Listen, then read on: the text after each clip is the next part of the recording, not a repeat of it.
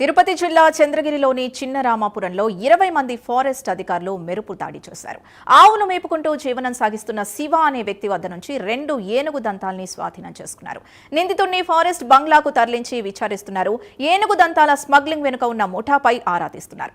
మరో కీలక వ్యక్తి కోసం ఫారెస్ట్ అధికారులు గాలిస్తున్నారు. ఇదే అంశానికి సంబంధించి పూర్తి డీటెయిల్స్ మా కరెస్పాండెంట్ రవివర్మ అందిస్తారు. రవివర్మ,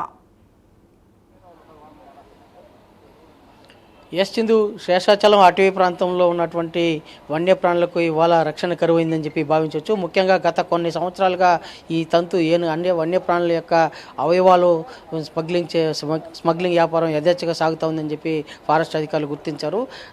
ఫారెస్ట్ అధికారులకు ఉన్నటువంటి రహస్య సమాచారం మేరకు శివ అనే వ్యక్తి తన బంగ్లాలో రహస్యంగా ఏనుగు దంతాలు, అలాగే పులి పళ్ళు, పులి గోర్లు వీటిని ఇతర ప్రాంతాలకు తరలిస్తున్నట్టు కూడా సమాచారం అందింది. ఆ మేరకు రాత్రి ఉన్నపల్లంగా అటవీ ఫారెస్ట్ అధికారులు చిన్న రామాపురం వద్ద ఉన్న చెక్ పోస్ట్ వద్ద ఫారెస్ట్ అధికారులు అందరూ వేచి ఉంచి ఒక్కసారిగా ఫారెస్ట్లో దాడి చేసి శివ అనే వ్యక్తిని అయితే అదుపులోకి తీసుకున్నారు. అతనితో పాటు సహకరిస్తున్నటువంటి కుమార్ అనే వ్యక్తిని కూడా అదుపులోకి తీసుకున్నారు. వీరిద్దరిని అదుపులోకి తీసుకుని విచారణ సాగిస్తున్నారు. అయితే వారి వద్ద నుంచి ఏనుగు దంతాలు, అలాగే ఏనుగు దంతాలతో పాటు 2 నాటు తుపాకులు, అలాగే అదే కాకుండా పులిగోర్లు, పులిపళ్ళు ఇవన్నీ కూడా స్వాధీనం చేసుకున్నారు.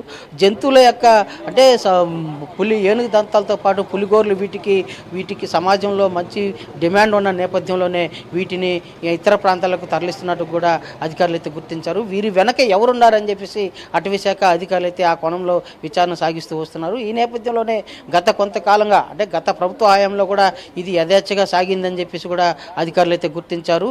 ఆ మేరకే వారి మీద నిఘా ఉంచినటువంటి ఫారెస్ట్ అధికారులు ఉన్న పలంగా రాత్రి ఒక్కసారిగా దాడి నిర్వహించి వారి శివ అనే వ్యక్తిని అయితే అదుపులోకి తీసుకున్నారు.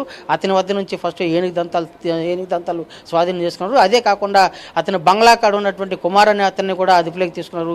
అతని వద్ద నుంచి కూడా ఈ పులి దంతాలు, అలాగే పులి గోర్లు కూడా ఇవి స్వాధీనం చేసుకున్నారు. ఇవన్నీ ఎక్కడికి ఎక్స్పోర్ట్ చేస్తున్నారు, ఎక్కడికి తరలిస్తున్నారు ఏంటి అనే కోణంలో ఫారెస్ట్ అధికారులు అయితే విచారణ సాగిస్తూ వస్తున్నారు. ఎన్నాళ్ళుగా ఇలాంటి అక్రమ వ్యాపారాన్ని సాగిస్తున్నారు, జంతువుల కళేబరాలతో వ్యాపారాలు సాగిస్తున్నారని చెప్పి కూడా ఆ దిశగా అధికారులు అయితే విచారణ సాగిస్తున్నారు. అదే కాకుండా వీరి వెనక ఎవరున్నారు, ఎవరి ప్రమేయం ఉందని చెప్పి కూడా అధికారులు ఆ దిశగా విచారణ అయితే పూర్తి లోతుగా సాగిస్తూ వస్తున్నారు. అలాగే వీటి వెనక ఇంకా ఎవరున్నారు అంటే వీరు హైదరాబాద్కి తరలిస్తున్నామని చెప్పి మాత్రం ఈ విచారణలో స్పష్టంగా తెలిసింది. హైదరాబాద్లో ఎవరికి ఇస్తున్నారు, ఎవరి వద్దకు చేరుస్తున్నారు, అక్కడి నుంచి ఇంకా ఎక్కడెక్కడికి తరలిస్తున్నారు, ఎక్కడెక్కడ వ్యాపారం చేస్తున్నారు అనే కోణంలో కూడా ఫారెస్ట్ అధికారులు కూపీలాగుతున్నారు. ఈ తీగలాగితే డొంక కదిలినట్టు కూడా ఈ అక్రమ వ్యాపారం అయితే బయటపడిందని చెప్పి కూడా స్పష్టంగా తెలుస్తూ ఉంది. ఆ దిశగా పూర్తి స్థాయిలో విచారణ సాగిస్తూ వస్తున్నారు.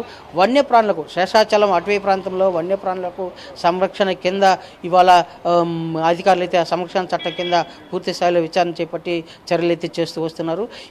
వీరితో పాటు అంటే అటవీ ప్రాంతంలో ఉన్నటువంటి ఏనుగులు, పులులను సంహరించి అవి చనిపోయినప్పుడు వాటి దంతాలను సేకరించి వీళ్ళు ఎక్స్పోర్ట్ చేస్తున్నారు అని చెప్పి కూడా పూర్తిగా విచారణలు అయితే స్పష్టంగా తెలిసింది. దీనికి సంబంధించిన మరింత లోతుగా విచారణ సాగిస్తూ వస్తున్నారు Sindhu. Right, thank you Ravi Varma.